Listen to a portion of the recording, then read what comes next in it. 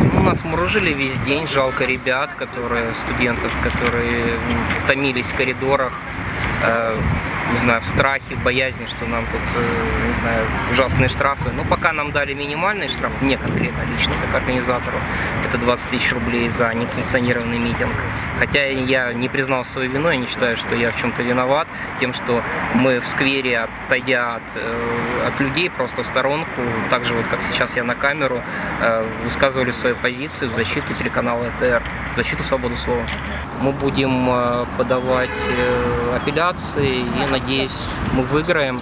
Но в крайнем случае, я думаю, что оплатим штраф и на этом не остановимся, будем дальше бороться. То есть нас не запугаешь ни с штрафами, ни общественной работой. Значит, сам судебный процесс, на мой взгляд, проходил с явным обвинительным уклоном.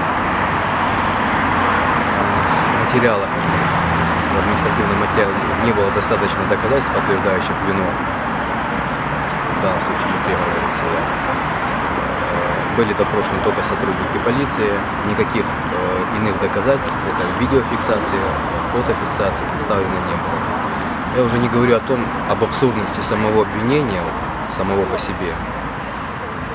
Несколько молодых людей собрались в парке, не нарушали общественный порядок, не